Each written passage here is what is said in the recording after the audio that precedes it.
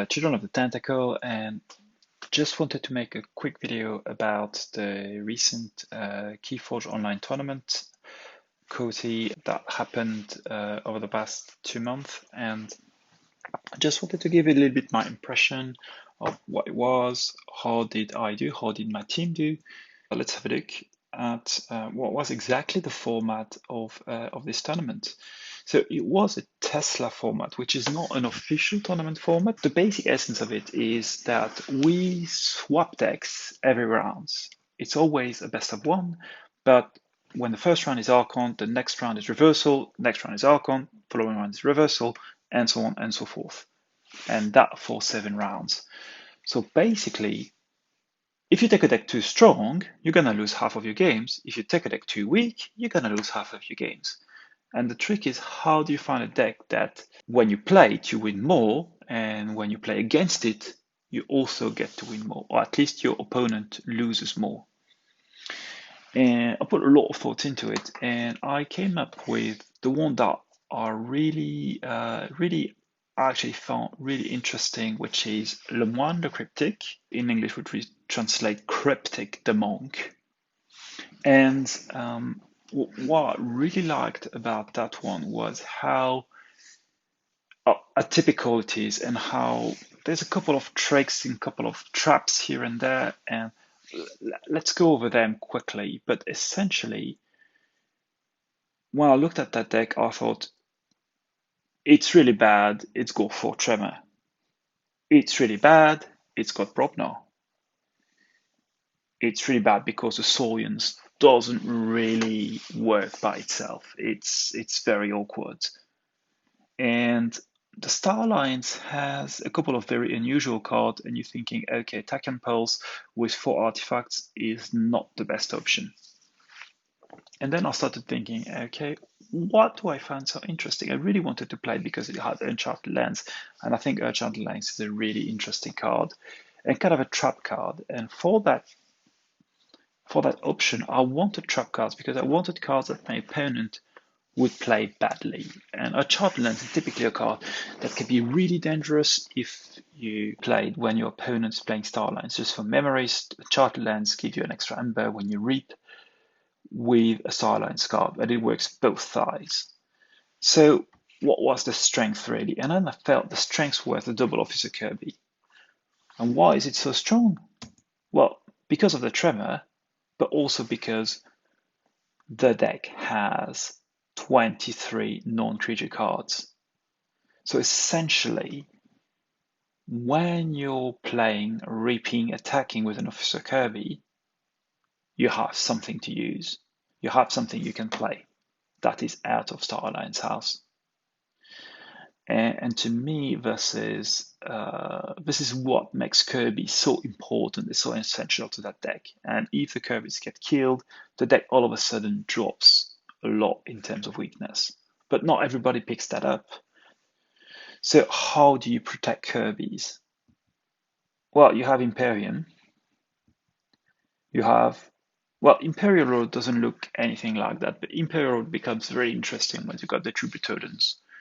So what does Imperial Road do is you're able to play the Britodons. So you could play Officer Kirby, Imperial Road, the Britodon, put the Kirbys behind Britodons. You have also the Kirkar.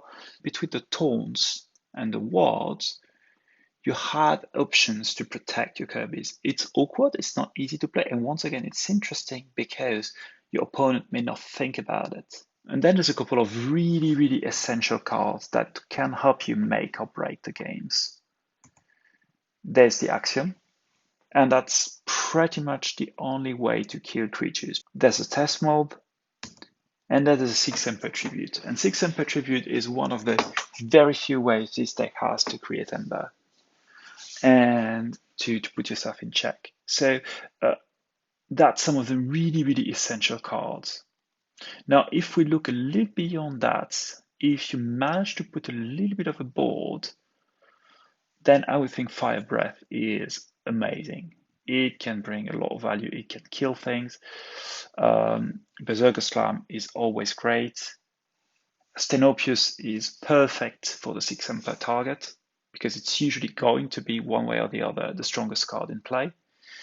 Um, Force field is really useful. Universal Translator 1 time out of 2 is good. Third Science Officer Morpheus is also interesting when it comes to uh, getting more value out of the Kirby's. And Uncharted Land, we've already mentioned that. Lay of the Land also accelerates the game. So a lot of cards that make it good. But honestly, as soon as the Kirby's are out, the game completely derails and you're probably in a very bad place. Playing against that, I know I need to target the Kirby's. I know I need to kill them as much as possible. I know there's not too much thing I can do against the Six Emperor tribute, unless if my opponent has it in hand, there's not much I can do.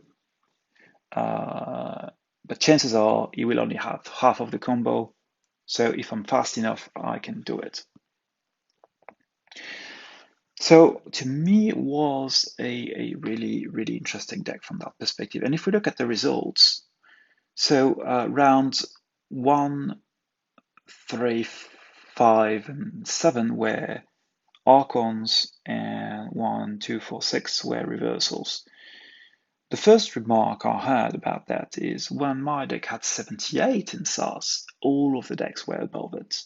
All of them. I played only.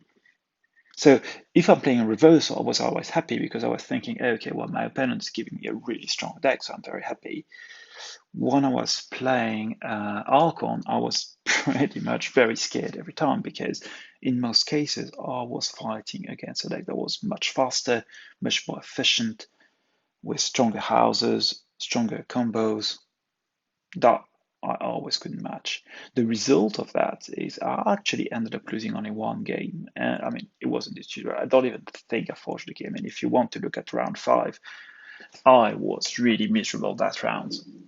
And but all the ones, I always bit the delta in SAS when I was playing the deck. And this proved to me that this then was odd enough to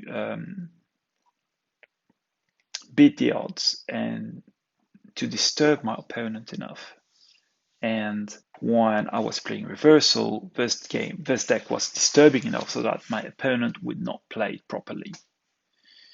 I mean, really, I only had 2 victories playing reversals because one was again being dropped to around 6. But playing my deck, I was able to win 3 times out of 4.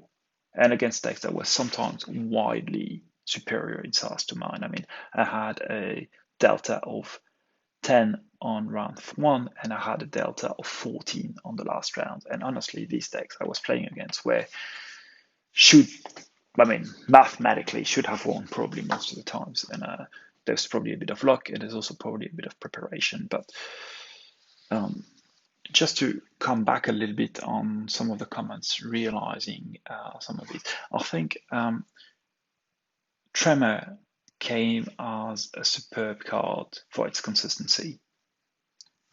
And if you look at some of the games, you really see how much the Tremor disturbs my opponent's gameplay. He plays some cards, they get stunned. He plays more creatures, they get stunned as well.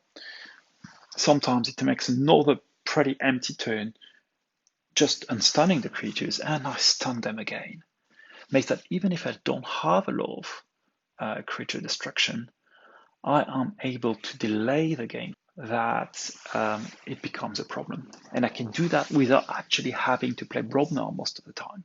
So that's what I wanted to say. A little bit of thoughts on the actual format. I think it's a really fun format because it forces to look at your deck collection very differently, and it forces to what can be an interesting deck if I have to play against it as well half of the time. It also goes to show that being ready to bring something that can destabilize your opponent is a very interesting strategy and makes for an interesting game in a game where we don't have control over the combination of cards that is in the deck. So that was a few of my thoughts.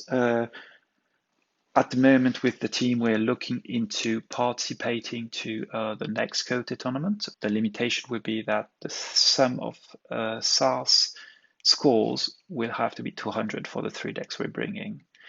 The final note, which is quite a bit of a positive one, although we didn't qualify, we finished in the top 20. I think we were 20th, but also we were the second team in terms of most keys forged.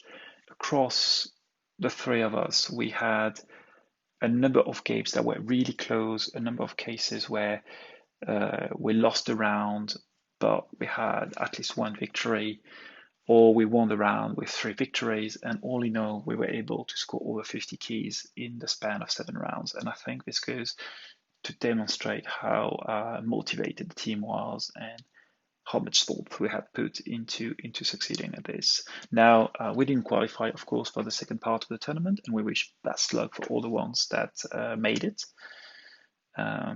But also we're preparing to do better performance on the next tournament. So thanks a lot, and I hope to talk to you soon.